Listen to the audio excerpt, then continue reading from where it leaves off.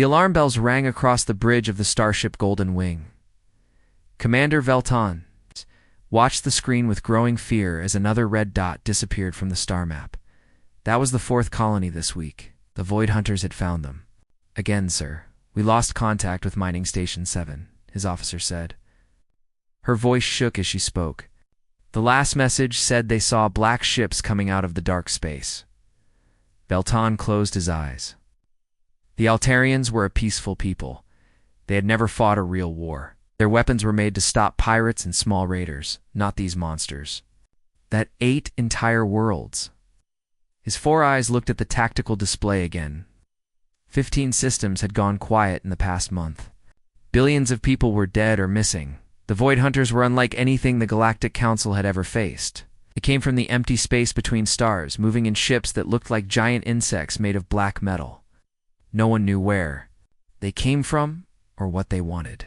They just consumed everything in their path and moved on to the next target. Commander, the communications officer called out, we have an emergency message from the council chambers on New Geneva Prime. The screen flickered and showed the great meeting hall where representatives from 12 different alien species gathered. The chamber was in chaos. The bird-like avians were screeching in their high voices. The water-breathing aquatics were making angry bubble sounds. The plant-like botanoids swayed back and forth in distress. Elder Corna of the Crystalline Collective spoke first. His body made of living crystal flashed with worried colors. The situation grows worse each day. Our combined fleets have lost 60% of their ships. The enemy adapts to our weapons faster than we can build new ones. General Hexer of the Reptilian Defense Force hissed in anger. Our plasma cannons work for maybe 10 minutes before they become useless. These hunters learn from every shot we fire. After the first battle, they are immune to everything we have. Admiral Quizen of the Avian Brotherhood spread her wings wide. My pilots are brave, but they cannot fight an enemy that gets stronger every time they shoot at it. We need to evacuate to the far sectors before they reach the core worlds. Debate went on for hours. Some wanted to run away to distant galaxies. Others wanted to try making peace with the hunters. A few suggested hiding on uninhabited planets until the threat passed. But everyone knew the truth. They were losing this war badly. The Void Hunters fought like nothing the Council had ever seen. They used swarm tactics, sending hundreds of small ships against Council fleets. Their technology adapted in real time, learning from every weapon fired at them. Worse, they seemed to have no interest in negotiation or surrender. They just destroyed everything and took what they needed from the wreckage. Elder Thomases of the Botanoids finally spoke up. Ancient Plant being rarely said anything during council meetings, so when he did talk, everyone listened. Perhaps it is time to consider ... other options. The chamber fell silent. Everyone knew what he meant, but no one wanted to say it out loud. You cannot be serious, General Hexer said. If you want to contact the Deathworld species, humans. Admiral Quizon whispered, her feathers ruffling with fear. For 200 years, Galactic Council had kept one star system under complete quarantine. The Sol System, home to a species called humans. The Council's first contact team had studied them from a distance and been horrified by what they found. The humans lived on a world so dangerous that just surviving there should have been impossible. Their planet had violent weather that could destroy entire cities. The ground shook and split open without warning. Huge waves of water crashed into their coastal areas. The air sometimes became poisoned during their seasonal changes. Diseases spread among them that would kill most other species instantly. But somehow, the humans not only survived on this death world, they thrived. They built great cities and sent ships to other planets in their system. They had wars that killed millions of their own people, then rebuilt and grew stronger. They created weapons that could destroy their entire world, but kept making more of them anyway. The Council had decided that humans were too dangerous to contact. They were violent, unpredictable, and showed no signs of the peaceful cooperation that made galactic civilization possible. The quarantine order was clear: no contact with the Deathworld species under any circumstances. But now, with the Void Hunters consuming world after world, some council members were starting to think differently. The humans fight each other constantly, said Representative Morka of the underground dwellers. Their historical records show thousands of wars. They have experience with combat that we lack. That is exactly why we should not contact them, General Hexraw replied. They are barbarians. If we let them into council space, they might be worse than the hunters. Elder Kornoff flashed with thoughtful colors, but the hunters are destroying everything. At least the humans only fight other humans. They have never shown interest in conquering other species. The debate continued as more red dots disappeared from the galactic map. The Void Hunters were moving faster now, consuming 3 or 4 systems per week. At this rate, they would reach the core worlds within 6 months. Finally, Council President Zarmel called for order. The elderly being from the peaceful meditation species had led the council for 50 years. Never before had he faced a crisis like this. Members of the council, he said slowly, we are dying. Our fleets are broken. Our weapons are useless. Our people are fleeing in terror. If we do nothing, the hunters will consume everything we have built over 3,000 years of cooperation. He paused and looked around the chamber. But if we contact the humans, we risk bringing another dangerous species into our space. They might help us defeat the hunters, or they might decide to conquer us themselves. The vote was close. 7 species voted to send the message. 5 voted against it. The council president cast the deciding vote. Send the transmission, he ordered. May the cosmic forces help us all. The message was simple and desperate. Galactic. Council to Sol system. We are under attack by hostile forces. Our defensive capabilities have proven insufficient. We request immediate military assistance. Coordinates and tactical data are attached. Please respond. For the first time in 2 centuries, the quarantine around Earth was lifted. The most peaceful civilization in the galaxy had just asked the most violent species. They knew for help with a war they could not win. The transmission traveled through hyperspace toward a small yellow star on the edge of the galaxy. In a few days, it would reach a species that had spent their entire history learning how to fight and kill other beings, just like themselves. The Galactic Council had no idea what they had just unleashed. They only knew that without help, they would all be dead within a year. On the bridge of the Golden Wing, Commander Veltan watched another star system go dark on his display. He wondered if the humans would even receive their message. And if they did, would they care enough to help?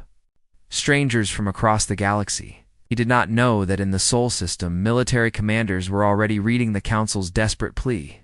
He did not know that the Deathworld species was about to show the galaxy exactly why their planet had been classified as too dangerous for civilized contact. The Void Hunters had adapted to fight every known form of galactic warfare. But they had never faced an enemy that came from a world where violence was not just common, but necessary for survival. The Deathworlders were coming, and the galaxy would never be the same. Captain Jake Morrison was drinking his morning coffee when the alarm changed his life forever. The sound echoed through Orbital Station 12, high above Earth. Jake had been a soldier for 20 years. He had fought in the water wars when the ice caps melted. He had been in the Antarctic Rebellion when the mining colonies revolted. He had even fought on Mars when the Red Planet tried to break away from Earth control.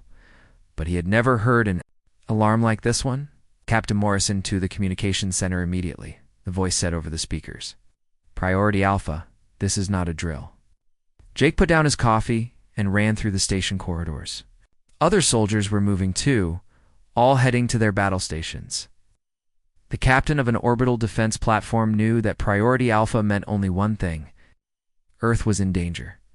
Lieutenant Amy Foster met him at the door to the communications room. Her face was white with shock. Amy had been his communications officer for 5 years. She had seen messages about wars, disasters, and terrorist attacks. Nothing had ever made her look this scared. Captain, you need to read this, she said, handing him a datapad. The signal came from outside the solar system, way outside. Jake read the message twice, then he read it again.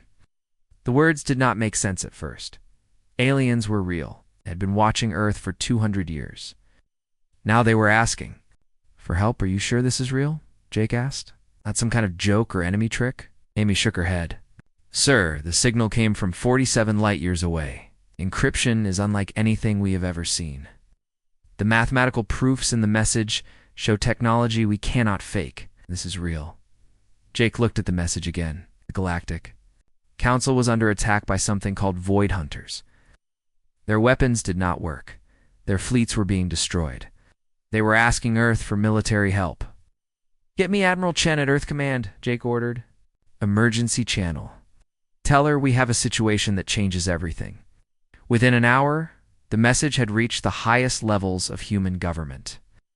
Admiral Lisa Chen sat in the underground command center beneath the Rocky Mountains, surrounded by the military leaders of Earth. The room was quiet as they discussed something no human had ever faced before. "So let me understand this," said General Marcus Webb of the Army. "Aliens are real. They have been watching us for 2 centuries. They think we are too dangerous to talk to. But now they want our help to fight a war." "That about covers it," Admiral Chen replied. She was 60 years old and had gray hair from 3 decades of military service. She had commanded fleets in the Jupiter asteroid wars. She had planned the invasion that ended the Martian rebellion. But this was different from anything in her experience. Colonel Nina Rodriguez leaned forward at the conference table. She was the head of special operations, the soldiers who did the jobs too dangerous or secret for regular troops. "What do we know about these Void Hunters?" The intelligence officer activated the holographic display. Pictures and data filled the air above the table. "Information is limited, but what we have is concerning. The hunters appear to be a collective intelligence. They consume organic matter to power their technology. They adapt to countermeasures within hours of first contact. And they have been destroying alien civilizations across the galaxy," added General Webb. 37 worlds stripped completely clean according to this data." Admiral Chen stood and walked to the large window that looked out over the command center. Hundreds of technicians worked at their stations, monitoring Earth's defenses and space traffic. None of them knew that everything had just changed. "The aliens call Earth a death world," she said without turning around. "Class 5 quarantine zone. Too dangerous for civilized contact. They think we are barbarians who fight too much and destroy our own environment." "They are not wrong about the fighting part," Colonel Rodriguez said with a slight smile. "Humans have been at war with each other for our entire recorded history." "Exactly." Admiral Chen turned back to face the group. "And that might be exactly what the galaxy needs right now." The briefing continued for hours.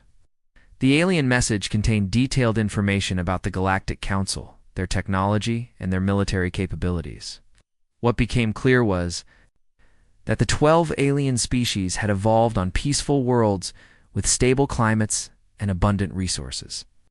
War was something they studied in books, not something they lived with every day. "Look at their battle reports," General Webb said, pointing to the tactical displays. "They fight in formations. They use predictable strategies. They give warnings before attacking, even try to minimize casualties on both sides. They fight like gentlemen," Colonel Rodriguez observed. "Honor guards and formal duels. No wonder they are losing to these hunters." Admiral Chen nodded. "The hunters adapt to their weapons because the aliens use the same weapons the same way every time. They adapt to their tactics because the aliens follow the same battle plans over and over. But humans do not fight that way," Jake said from his position at the table. He had been promoted to colonel during the meeting and was now part of the planning group. "We fight dirty. We change tactics mid-battle. Use whatever works, not what looks honorable."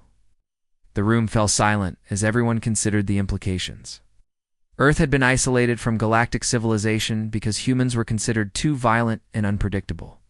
Now that same violence and unpredictability might be the key to saving that civilization. "What are your recommendations?" Admiral Chen asked Colonel Rodriguez. "Small force, fast ships, elite troops," Rodriguez replied immediately. "We do not.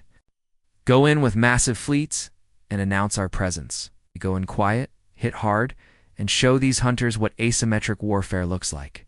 "Asymmetric warfare?" General Webb asked. "Fighting unfairly," Rodriguez explained.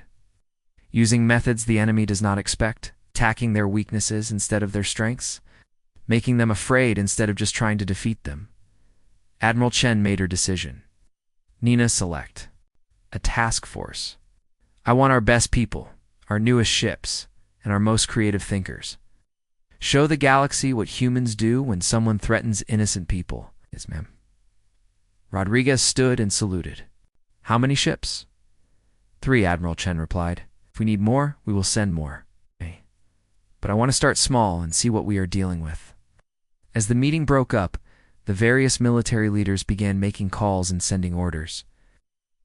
Ours, the most elite units of Earth's military, were being briefed on their new mission.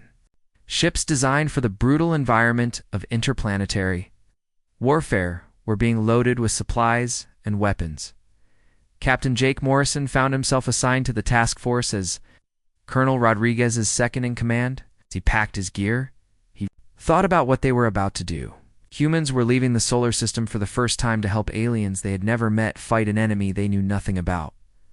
You ready for this? Amy Foster asked, as she joined him in the equipment. Bay. She had been promoted to major and would serve as the task force communications officer. Ready as anyone can be for first contact with alien civilizations, Jake replied. Oh, I do not think this is how anyone imagined it would happen. The 3 ships of the human task force launched from Earth's orbit 2 days later. They were sleek, fast vessels designed for combat in the asteroid fields and radiation storms of the outer solar system. Their crews were veterans of conflicts that had been fought in environments that would kill most galactic species instantly. As the ships activated their faster-than-light drives and disappeared into hyperspace, Admiral Chen watched from Earth's command. For 2 centuries, humans had been alone in the galaxy, quarantined on their death world. Now, they were about to make their presence known in a way that would change everything. The galaxy was about to discover that the most dangerous species they knew was also willing to risk everything to protect innocent life.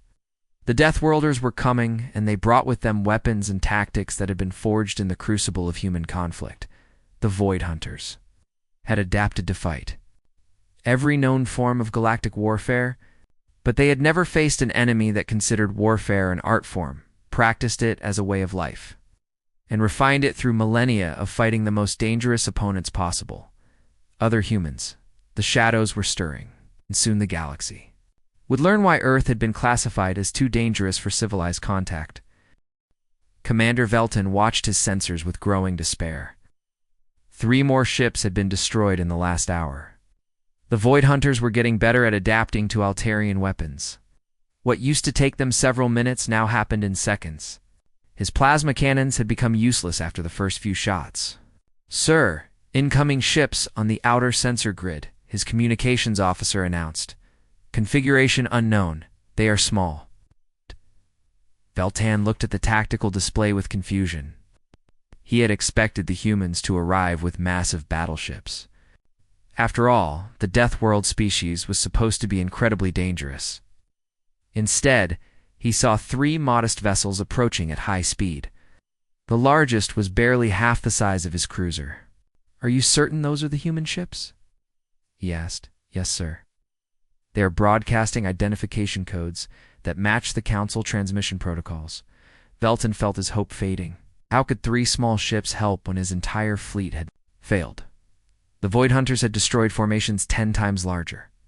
Perhaps the humans were not as dangerous as the Council believed. Open communications, he ordered. The face that appeared on his screen made Velton step backward in surprise. The human female had dark skin and hard eyes that seemed to look right through him. Behind her, he could see soldiers in strange armor that looked both primitive and somehow threatening. There was something about their appearance that made his 4 eyes want to look away. Commander Velton, I am Colonel Rodriguez of Earth Special Operations. We understand you have uninvited guests causing problems. Colonel Rodriguez, Velton replied carefully. I appreciate your arrival, but your force appears limited for the task. The Void Hunters have destroyed fleets much larger than yours. Perhaps if you called for more ships... The human smiled, and Velton found the expression deeply disturbing. Something about the way she showed her teeth reminded him of predators from his home world. Commander, where we come from, we call that a target-rich environment. We will need complete tactical data on the hunters' last known positions and movement patterns. Also, I need your ships to maintain at least 10,000 kilometers distance from any engagement zone, But surely you will need our support in battle. No offense, Commander, but your people will only get in our way. Humans fight very differently from the rest of the galaxy. You might find our methods disturbing. Belton was about to protest when another human appeared on the screen. This one was male, with gray hair and scars on his face that spoke of many battles. Colonel, we have the Hunter fleet on long-range sensors, the scarred human reported. 7. Ships in standard formation around the remains of Kepler Station. They appear to be harvesting the metal from the destroyed structures. Perfect, Jake. Marcus prepped the fighters for deployment. 6 hours later, the human task force approached. The ruins of Kepler Station. The massive orbital facility had been home to over 50,000 beings before the Void Hunters arrived. Now, it was just twisted metal and debris floating in space. 7 black hunter ships moved through the wreckage like giant insects, consuming everything useful. On the bridge of the human ship Defiant, Colonel Rodriguez watched the enemy formation with interest. The hunters had detected the approaching humans and were moving to intercept. Their hulls were already beginning to shift and change, adapting to the energy signatures of human weapon systems. They're expecting another conventional engagement. Major Amy Foster observed from her position at the tactical station. Same formation the Council fleets always use. Outstanding, Rodriguez replied. Marcus, you are cleared for attack run. Major Marcus Blake commanded the small fighter craft that launched from the human ships. The Void Hunter sensors registered the tiny vessels but dismissed them as unimportant. In every previous battle, the Council species had relied on large ships with powerful weapons. Small fighters were used only for reconnaissance. The Hunters had no experience with what Blake's squadron carried.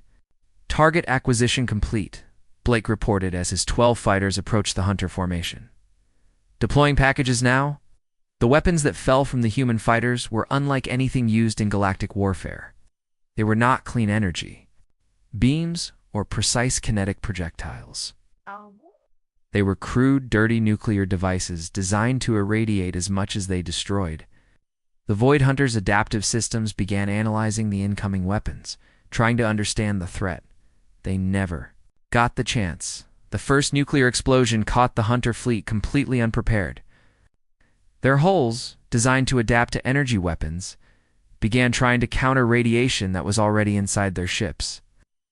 The electromagnetic pulse from the blast disabled their sensors and communication systems. What did they just do?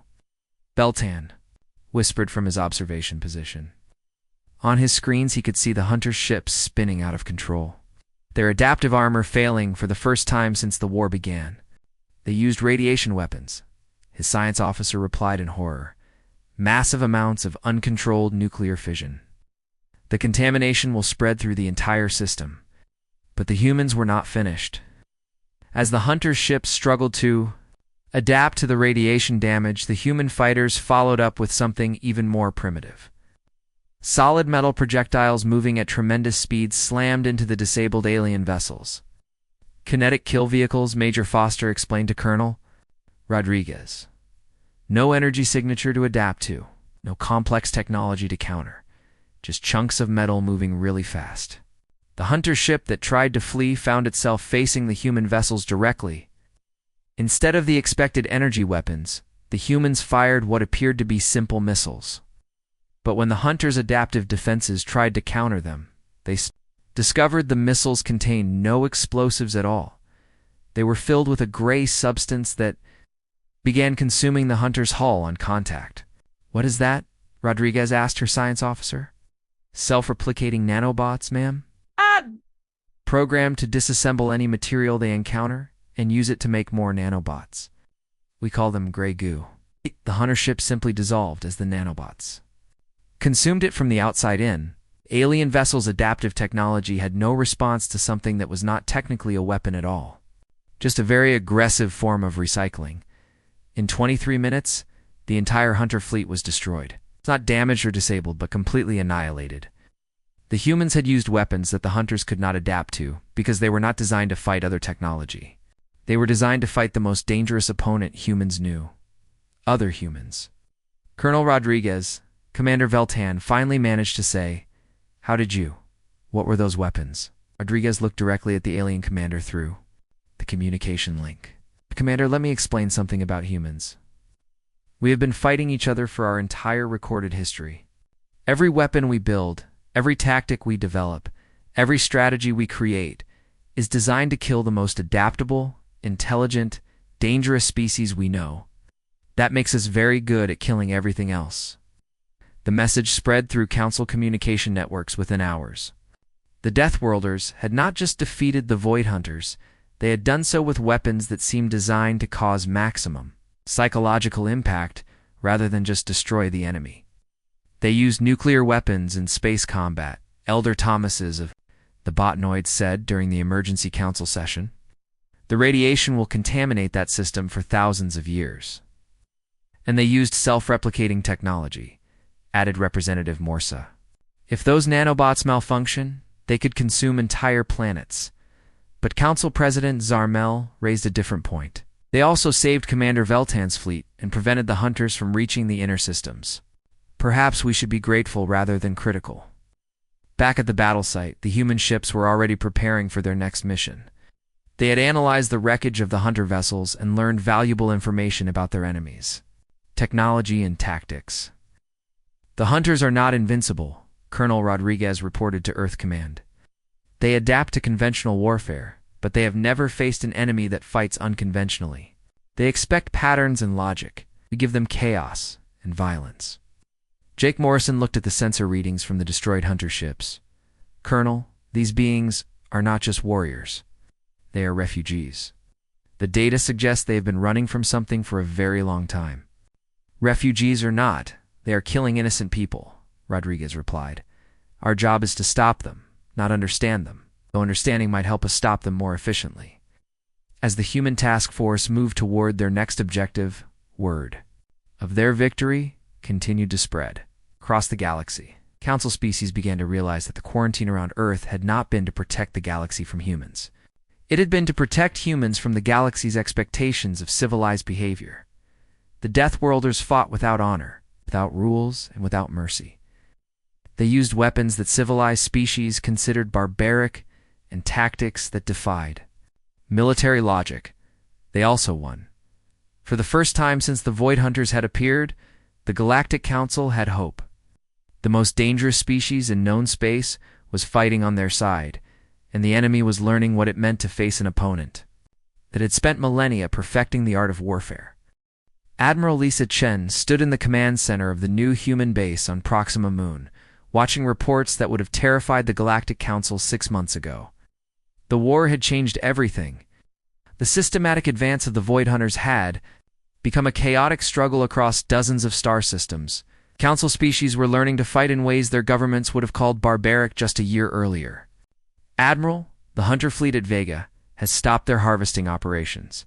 Captain Jake Morrison reported from his tactical station. They are moving in search patterns. They appear to be hunting for something specific. They are hunting us. Chen realized with satisfaction, good angry enemies make stupid mistakes. The transformation had gone both ways during the long months of warfare. Colonel Rodriguez's special forces had been working with volunteer council troops, teaching them human concepts of improvised explosives, camouflage, and guerrilla warfare. The results were impressive and disturbing to the peaceful alien governments. The Altarians are requesting permission to use suicide attacks against Hunter supply lines, Major Blake reported from his fighter squadron command post. They want 2 ram explosive ships into Hunter logistics vessels. Chen frowned and shook her head. I died. We came here to save these people, not turn them into us. Keep the dangerous tactics limited to human forces only. But the influence was already spreading beyond military control, across dozens of worlds.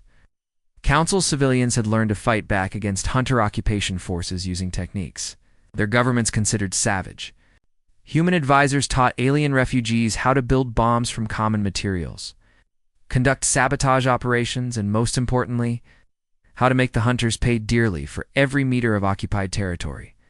The real change was in how the aliens thought about warfare. For 3,000 years, the Council species had fought according to rules of honor and minimal casualties. War was supposed to be clean, predictable, and end with negotiations. Humans had taught them that war was supposed to be won, regardless of how messy it became. Admiral Major Amy Foster called from the communications center. "We have a priority. Message from New Geneva Prime. The Council President wants to speak with you personally." The holographic image of Council President Zarmel appeared in the command center. The elderly alien looked tired and worried, but there was something else in his expression that had not been there before. Hope. "Admiral Chen, I am calling to inform you that our long-range sensors have detected a massive hunter fleet moving toward the capital system. 60 ships, including several vessel types we have never seen before. They will arrive at New Geneva Prime in 48 hours. Chen studied the tactical data as it appeared on her screens. The hunter force was 3 times larger than anything they had faced before.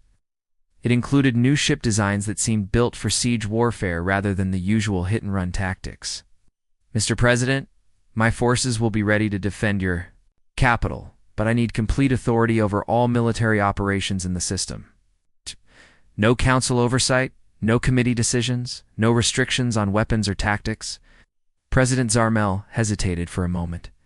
Giving humans complete military control went against everything the Council believed about civilized warfare, but the alternative was the complete destruction of their civilization. "You have full authority, Admiral? May the cosmic forces help us all." Chen immediately began issuing orders to her forces throughout the galaxy. Every human ship, every special operations team, every orbital weapons platform was ordered to converge on New Geneva Prime. This would be the decisive battle of the war. "Jake, I want every dirty trick we have ever used prepared and ready," she ordered. "Nuclear mines in the approach routes, nanobots in the orbital debris, fake distress signals hiding antimatter charges, everything." "What about the Council populations in the system?" Morrison asked. "Evacuate who we can, but anyone who stays fights, no exceptions. Today we show the galaxy what total war looks like." Preparations took 36 hours. When they were complete, the New Geneva system had been transformed into the most dangerous place in galactic history. Every asteroid contained hidden weapons. Every piece of space debris might explode. Every evacuation ship carried concealed armaments. The Void Hunters arrived exactly on schedule, their massive fleet dropping out of hyperspace in perfect formation. They had come to deliver the final blow to Council resistance. Instead, they found themselves in what humans called a killing field. The first hunter ships to enter the system triggered nuclear mines disguised as navigation beacons. The explosions disabled their adaptive shielding and sent electromagnetic pulses through their formation. Before they could recover, kinetic kill vehicles launched from hidden positions throughout the system. "All human units."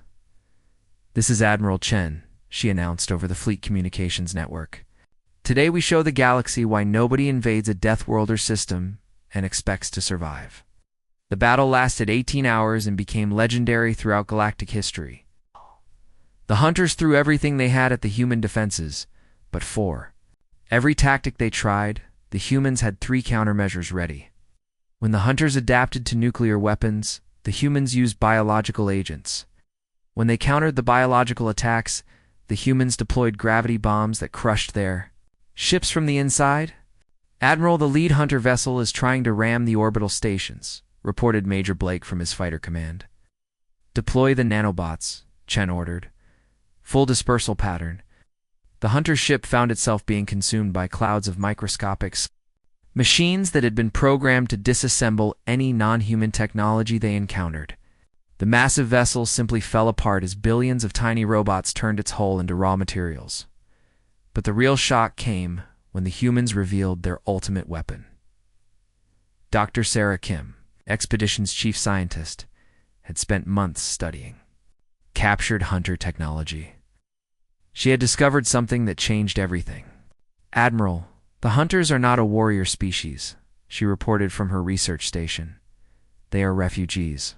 Their original biology was similar to the peaceful botanoids. They were transformed by desperation when their home system was destroyed. By a natural disaster?" Chen looked at the data with growing understanding.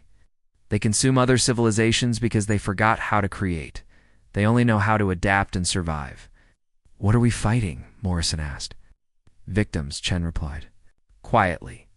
They have been wandering the galaxy for thousands of years, too afraid to die and too damaged to remember how to live. The final phase of the battle was not destruction, but rescue. Instead of annihilating the remaining hunter ships, the humans used advanced medical technology to separate individual hunter consciousness from their collective matrices. It was dangerous work that had never been attempted before. We are giving them back their individuality, Dr. Kim explained, as human medical teams worked to save beings that had been trying to kill them hours earlier. They became a collective because they were afraid of being alone. We are teaching them that being individual does not mean being abandoned. The process took weeks, but eventually the last of the Void Hunters were restored to individual consciousness. They remembered. What they had been before fear and desperation transformed them into destroyers. They wept for the civilizations they had consumed and begged forgiveness from the species they had terrorized. The Galactic Council's response was immediate and unprecedented. The quarantine around Earth was officially lifted. Humans were granted full membership in the Council with voting rights and territorial claims. More importantly, they were recognized as the protectors of galactic civilization. You did not just defeat our enemies, President Zarmel said during the victory ceremony. You saved them. You turned monsters back into people. This is something no Council species thought possible. Admiral Chen accepted the Council's highest honor, but her speech was brief. The galaxy called for help and humans answered. We do what we have always done. Protect those who cannot protect themselves. And we give second chances to those who deserve them. As human ships began the long journey back to the Sol system, they left behind a galaxy that had been permanently changed. The Council species had learned that sometimes peace required the willingness to fight. The restored hunters had learned that survival did not require consuming others. Most importantly, the galaxy had learned that the most dangerous species in known space was also the most protective. The Deathworlders would always be watching from the shadows, ready to emerge whenever civilization needed defending. The quarantine was over. But Earth remained what it had always been, a world that produced beings capable of both terrible violence and incredible compassion. The galaxy was safer because somewhere among the stars, humans were keeping watch, and they had proven that sometimes. The scariest monsters in the universe were exactly what you needed to save everyone from the real monsters.